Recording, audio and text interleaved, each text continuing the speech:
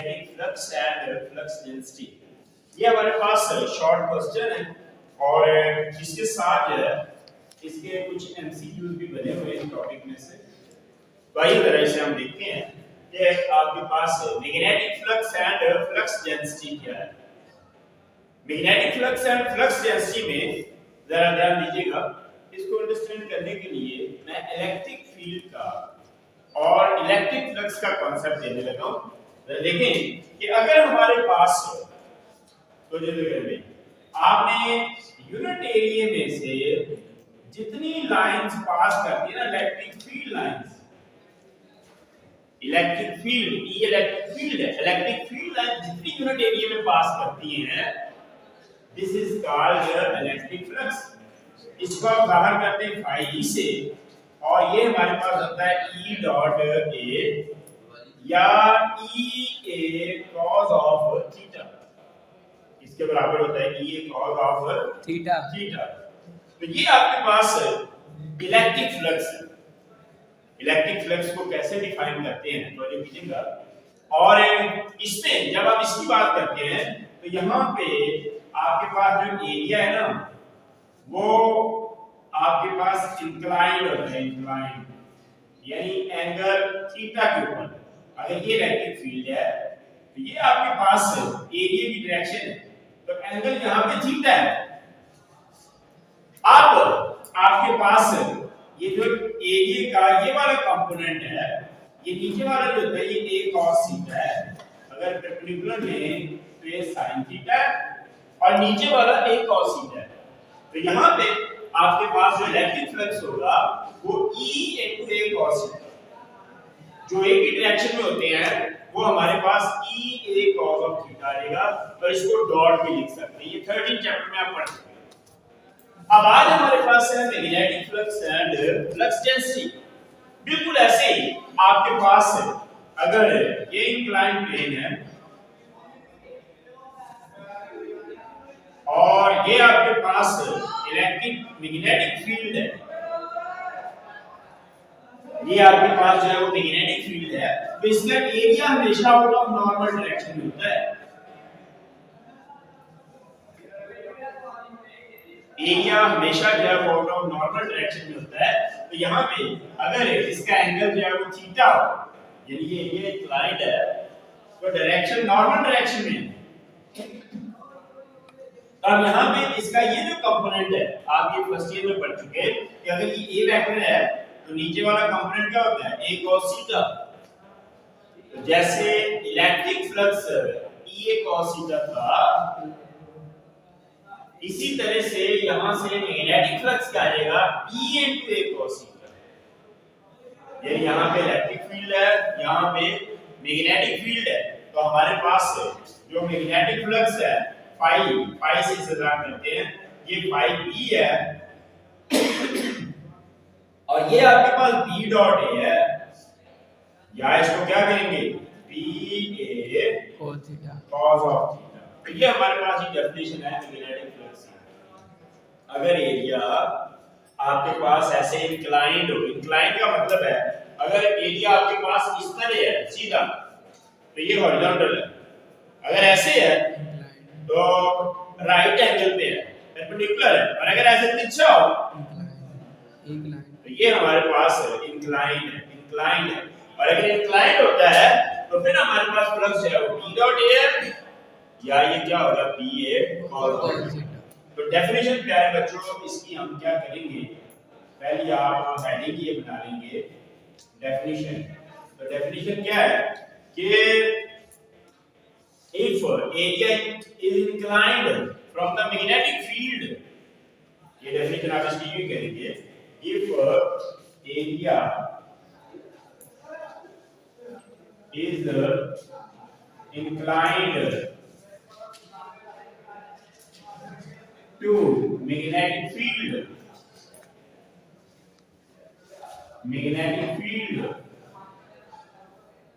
then magnetic flux is defined as magnetic flux is defined as phi b।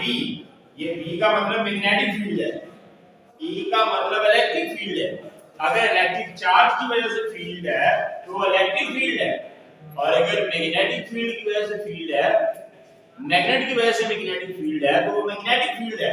ये बराबर किसके होगा जी? B dot A। इसके ऊपर वेक्टर लगाने आपने नहीं भूलने, वो उसने बोल्ड फेज लेटर लिखे हुए हैं, और ये हमारे पास बना रहेगा BA cos ऑफ थीटा। तो ये हमारे पास की मैग्नेटिक फ्लक्स की डेफिनेशन है। अब इसके ना हम यहाँ पे तीन केसेस देखते हैं। केस 1 जो है ये हमारे पास क्या है? केस 1 ये है, पहले से समझे जरा। केस 1 है कि इफ एरिया इज परपेंडिकुलर या परपेंडिकुलर एरिया, परपेंडिकुलर एरिया अगर होगा तो जरा देखिएगा, ये पहले समझे जरा।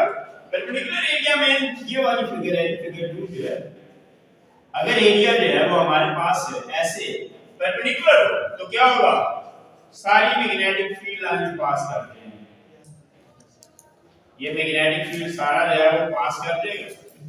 अब यहाँ पे बड़ी अहम बात है जो सीखने वाली है, अक्सर बच्चे से गलत कर जाते हैं कि जब ये लिखा होता है ना, वो कहते हैं कि एरिया परपेंडिकुलर हो तो एंगल कितना होगा? एंगल किसके दरमियान में है? बी और ए के दरमियान में। बी तो ये है, तो इसका जो एरिया है वो आपने किधर लेना है? ये हमेशा आउट ऑफ नॉर्मल डायरेक्शन में होता है। एरिया किधर होता है? आउट ऑफ नॉर्मल डायरेक्शन में। यानी कहने का मतलब ये है कि ये आपके पास अगर एरिया है, इसकी डायरेक्शन बाहर की तरफ हो। इसकी मिसाल मैं यूं समझाया करता हूं कि अगर आपने किसी भी सरफेस का एरिया निकालना हो, एरिया की डायरेक्शन निकालनी हो, तो आप वहां पे ना उस सरफेस के ऊपर एक कील लगा दें, कील ऐसे। तो ये जो इसकी डायरेक्शन है ये एरिया की डायरेक्शन है। यानी अगर मैं व्हाइट बोर्ड की बात करूंगा तो इसका एरिया ये है। अगर इस फर्श की बात करूंगा तो कील ऐसे लगाएंगे, एरिया ऊपर की तरफ है। अगर इस दीवार की लगाएं तो इसका इधर की तरफ है। छत की लगाएं तो नीचे की तरफ है। तो जहां भी आप एरिया की डायरेक्शन की बात करेंगे तो एरिया की डायरेक्शन हमेशा नॉर्मल डायरेक्शन में है। अगर ये नॉर्मल में है, एक तो मैंने बताया कि फ्लक्स मैक्सिमम है, दूसरा मुझे बताओ बी और ए में अगर पैरेलल है तो एंगल कितना होता है? 0 डिग्री। और अगर एंगल 0 डिग्री है तो ये आपके पास है कितना होगा फ्लक्स? अगर फ्लक्स यहां से मैं देखूं तो बी ए cos ऑफ 0 होगा, और cos 0 1 है। इस वजह से जवाब हमारे पास आ जाएगा बी ए। तीन एमसीक्यूज इसके बने हुए हैं। पहली बात ये कहता है फ्लक्स क्या है यहाँ पे? मैक्सिमम। दूसरी बात वो कहता है एंगल कितना है? 0। तीसरी बात ये कहता है कितना है? बी ए के बराबर है। तो ये प्यारे बच्चों तीन एमसीक्यूज इस फिगर में से बने हुए हैं, और अक्सर बच्चे इसमें गलती कर जाते हैं। वो एरिया का जब परपेंडिकुलर का लफ्ज आता है तो हमारे ध्यान में फौरन आता है कि 90, लेकिन चूंकि डायरेक्शन आउट ऑफ नॉर्मल है इसलिए एंगल हमारे पास है सेम डायरेक्शन में एरिया और मैग्नेटिक फील्ड तो ज्यादा एंगल जो है वो 0 डिग्री है। तो ये हमारे पास ये तीन एमसीक्यूज के साथ है। ये इसका हिस्सा तो है ही, ये हमारे पास ऐसे आता है। तो क्या मैंने बताया कि अगर एरिया परपेंडिकुलर होगा तो फिर हमारे पास फ्लक्स मैक्सिमम होगा, एंगल 0 होगा, और इसकी वैल्यू इतनी होगी। ये बात आप यहां पे लिख देते हैं कि when area is perpendicular to magnetic field,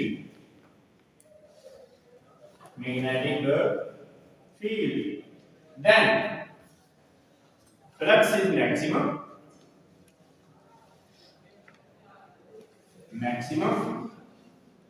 and angle between a magnetic field B and area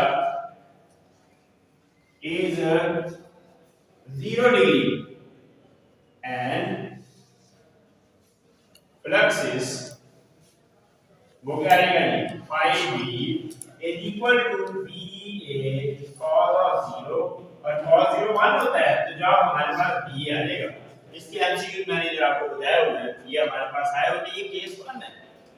ये आपके पास केस 1 में क्या मैंने बात बताई है कि अगर परपेंडिकुलर एरिया है, एंगल 0 है, फ्लक्स मैक्सिमम है, कितना आता है BA के बराबर। इसके बाद पहले बच्चों देखिएगा केस 2, ये भी एमसीक्यू के लिए बड़ा फेमस है, पैरेलल एरिया। पैरेलल एरिया के लिए आपके पास अगर एरिया पैरेलल है तो इस चीज को देखिएगा, यहां से आपको बड़ा अच्छी तरीके से ये क्लियर हो जाएगा। ये एरिया आपके पास अगर पैरेलल है तो मैग्नेटिक फील्ड की कोई भी लाइन इसमें से पास नहीं करेगी। ये मैग्नेटिक फील्ड है, ऐसे ऊपर नीचे से पास कर देगा, अंदर कोई नहीं पास करेगा। और आपके पास ये जो एरिया है ये किधर होगी, डायरेक्शन ऊपर की तरफ। तो यहाँ पे ये हमारे पास इसका एरिया की डायरेक्शन है, तो एरिया ऑफ मैग्नेटिक फील्ड का एंगल कितना है, 90 डिग्री। और पहली बात ये होगी कि जब एरिया पैरेलल होगा तो यहाँ पे कोई फ्लक्स पास नहीं करेगा, फ्लक्स 0 है। और कितना है वो BA cos 90, तो एंगल कितना है 90। तीन इसके भी एमसीक्यू बने हुए हैं।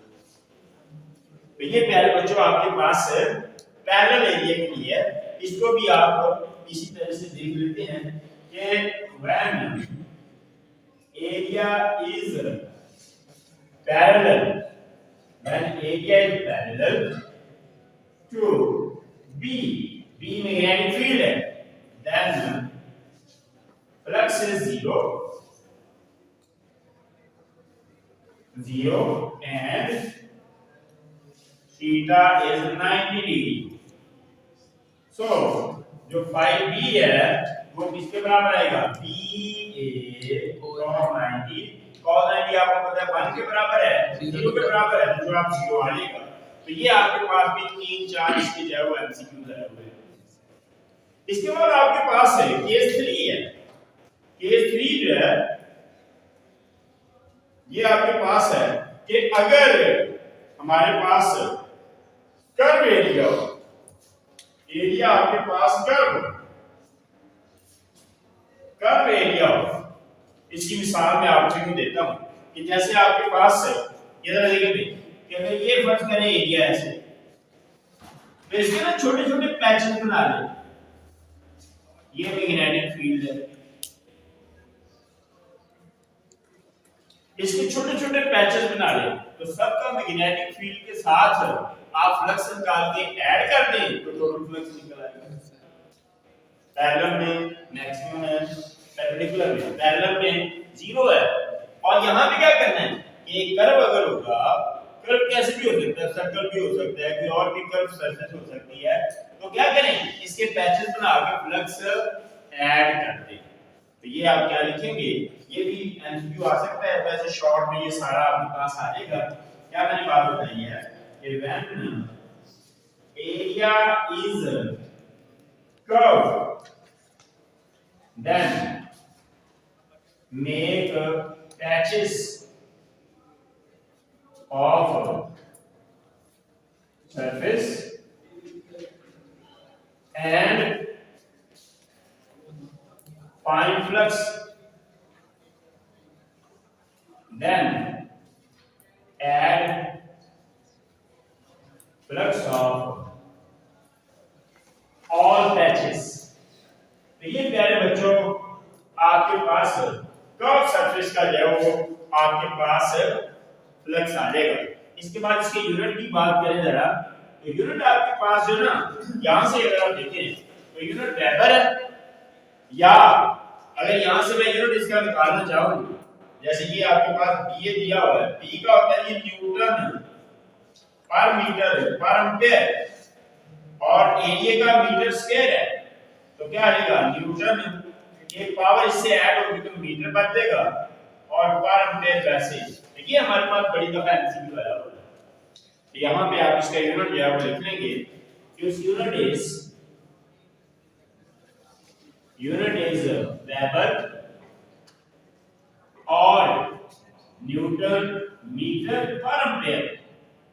ये बड़ी दफा हमारे पास एमसीक्यू आया हुआ है, क्योंकि आपके पास ये जो न्यूटन मीटर पर एम्पीयर है वैसे तो मैग्नेटिक फील्ड है, इसका न्यूटन पर मीटर पर एम्पीयर पीछे पढ़ा था पिछले टॉपिक में।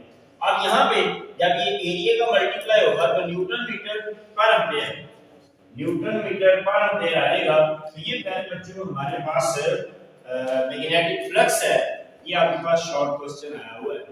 इसके बाद magnetic flux density, flux density ये भी शॉर्ट आया हुआ है। देखो बेटा डेंसिटी के बारे में मैं आपको, इसे हम v से ज़ाहिर करते हैं और ये जो मैग्नेटिक फ्लक्स है इसको आप फाई v से ज़ाहिर करते हैं, फाई v से। अब डेंसिटी के बारे में सुन ले, किसी भी चीज को आप एरिया या वॉल्यूम पे डिवाइड कर दें तो वो डेंसिटी है। अगर ये कमरे में चेयर्स को इस पूरे वॉल्यूम पे डिवाइड कर दें तो ये किसकी डेंसिटी होगी भला? चेयर की। अगर इस कमरे में स्टूडेंट्स का जो है, स्टूडेंट्स को पूरे एरिया पे डिवाइड कर दें वॉल्यूम पे तो ये किसकी डेंसिटी होगी? स्टूडेंट्स की। इसी तरह से जैसे आपके बाल हैं, बालों को पूरे एरिया पे डिवाइड कर दें तो ये किसकी डेंसिटी होगी? बालों की, जो उम्र के साथ साथ कम होती जाती है। आप देखिए आपकी बहुत सारी है लेकिन कईयों की बिल्कुल भी नहीं है। जैसे कभी आप सही साहब देखें उनकी डेंसिटी बड़ी कम हुई हुई है। तो ये हमारे पास अगर फ्लक्स को एरिया पे डिवाइड करें तो वो क्या कहलाएगी? Flux density. फ्लक्स डेंसिटी मैंने बताया कि एक कॉमन सी टर्म है। अगर फ्लक्स को डिवाइड करते तो फ्लक्स डेंसिटी हो जाएगी, बालों को डिवाइड करते तो बालों की डेंसिटी हो जाएगी, अगर स्टूडेंट्स को एरिया पे डिवाइड कर दें तो स्टूडेंट्स की डेंसिटी हो जाएगी। तो फिर इसको डिफाइन कैसे करेंगे? फ्लक्स पर यूनिट एरिया। ये जो हमारे पास है फ्लक्स डेंसिटी को कैसे डिफाइन करेंगे? फ्लक्स पर unit area is called flux density. और ये हमारे पास बराबर किसकी होती है? b यहां पे है फ्लक्स ओवर एरिया, फ्लक्स पर यूनिट एरिया। अब इसकी यूनिट भी बेटा देखिएगा, इसका यूनिट भी जो है वो एमसीक्यू हमारे पास आया हुआ है और यूनिट यहां से तो ये बन रहा है क्या? वेबर पर मीटर स्क्वायर।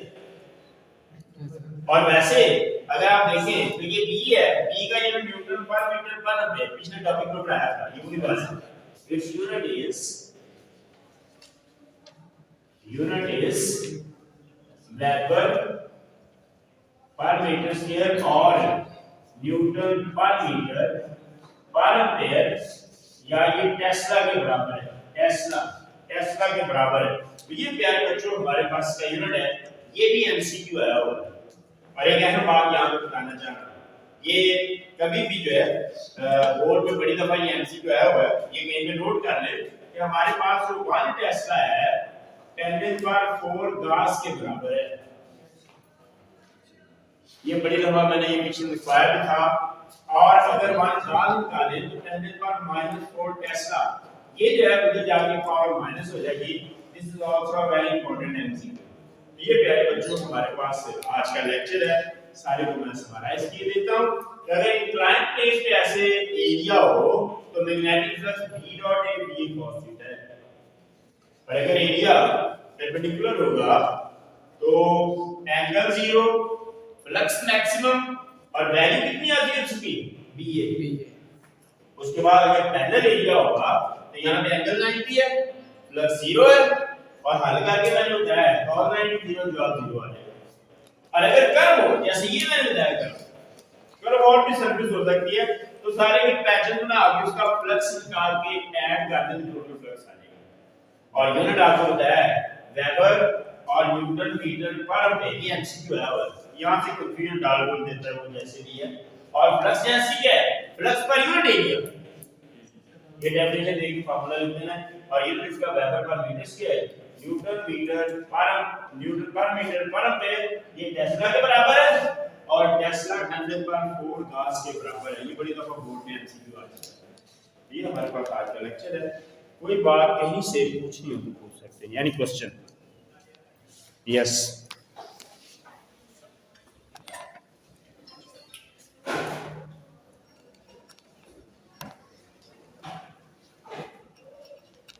हाँ भाई, कोई सवाल बेटों ने पूछना हो?